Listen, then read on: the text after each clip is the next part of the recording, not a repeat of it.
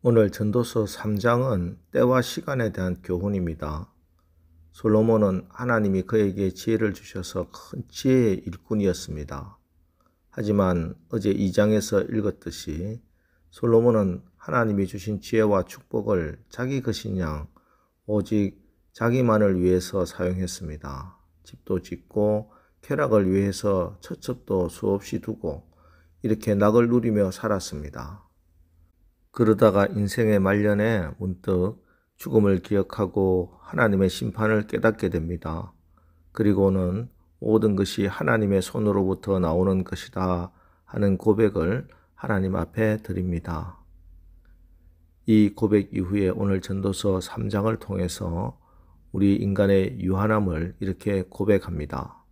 1절 범사에 기한이 있고 천하만사가 다 때가 있나니 결국 그는 죽음 앞에 서서야 모든 일이 기한이 있는 것 그리고 천하만사가 다 때가 있다는 것을 깨닫게 되었습니다. 지금까지 그가 가지고 누렸던 부와 권세와 영광이 당연하고 이것이 영원할 줄로 알았습니다. 영원토록 이 권세와 부귀를 누릴 줄로 생각했습니다. 하지만 그도 늙고 병들고 이제 죽음을 얼마 남겨두지 않고서야 모든 것이 때가 있고 이제는 끝이 있구나 하는 걸 깨닫는 겁니다. 인생은 꼭 한 번 주어졌다고 해서 일생이라고 합니다. 하나님은 한 번밖에 살지 못하는 우리 인생이 하나님이 계획하신 아름다운 목적대로 생명을 얻고 더 풍성히 얻어 행복하게 살기를 원하십니다.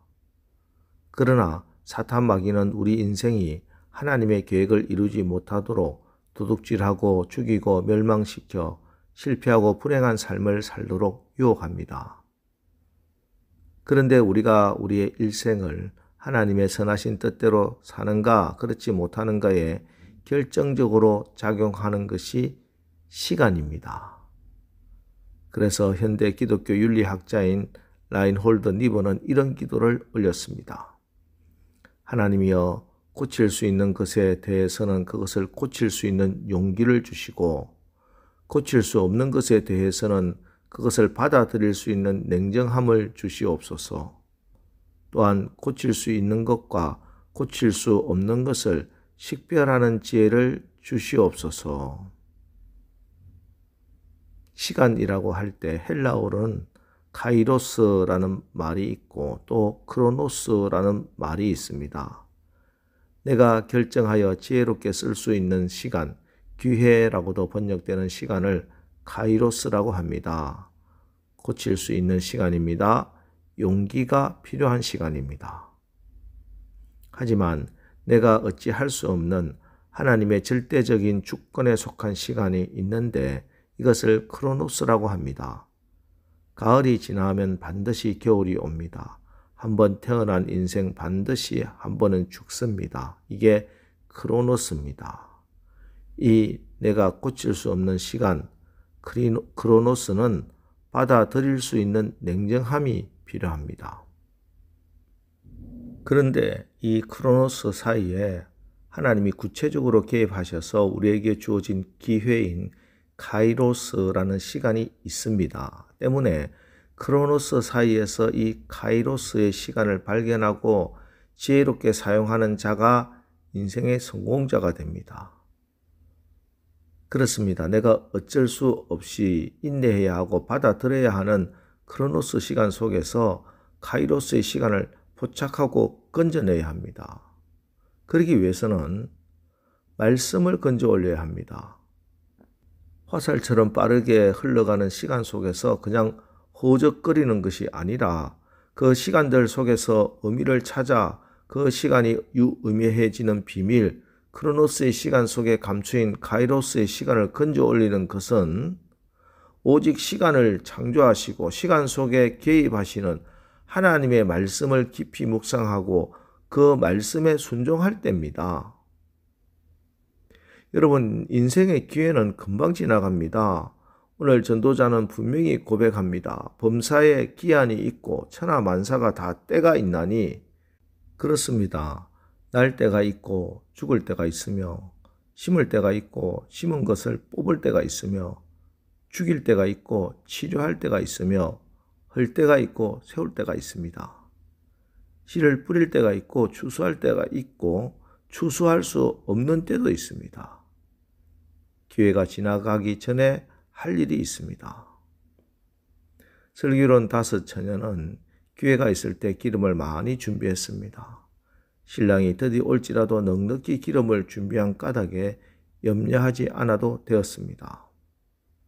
그러나 미련한 5 처녀는 등은 준비했지만 기름을 충분히 준비하지 못했다가 신랑이 드디 오자 등불이 꺼지고 말았습니다. 그때야 기름을 구하러 나갔지만 그 사이에 신랑은 왔고 문은 닫혔습니다.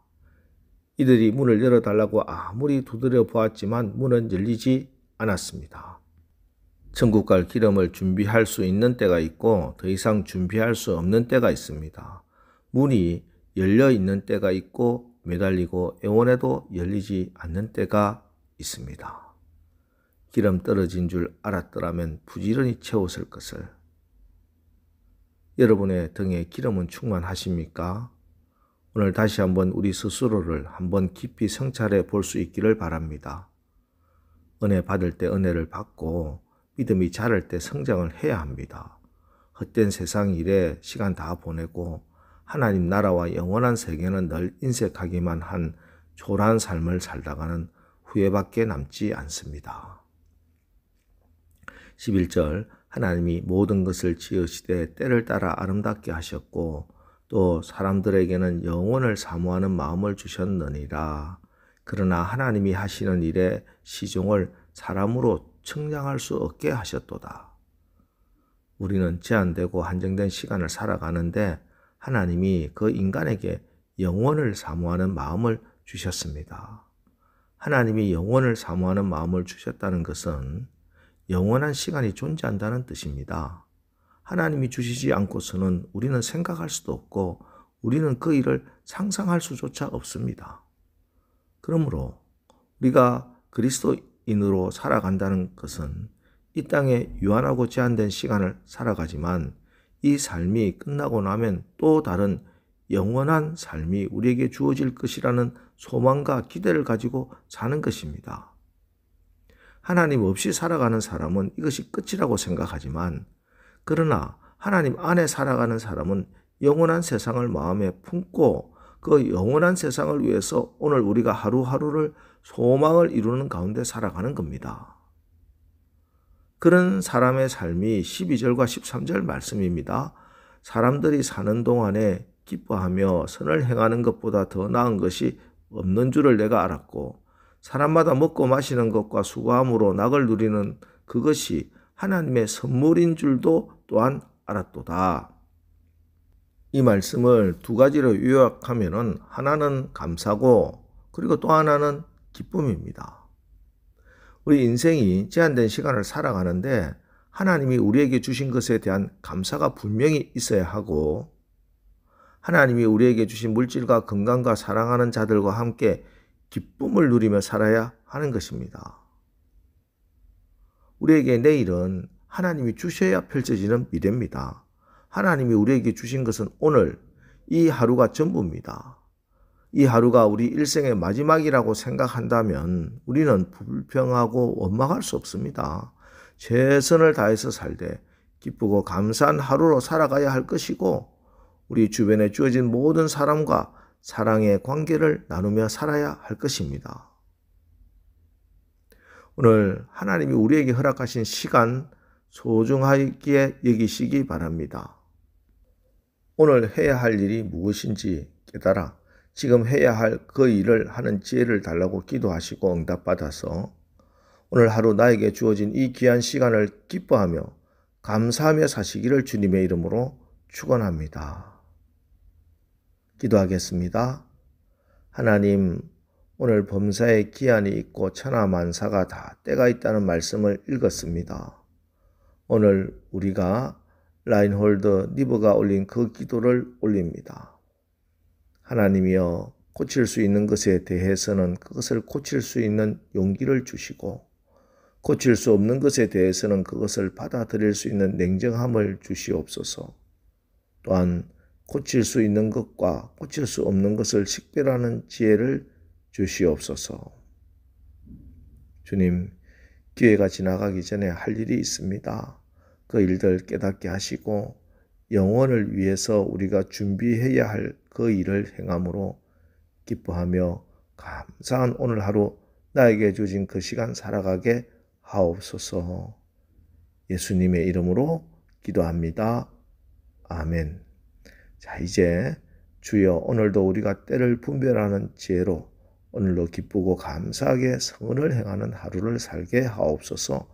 오늘 말씀을 붙들고 우리 합심해서 기도하고 나가겠습니다. 우리 기도하겠습니다.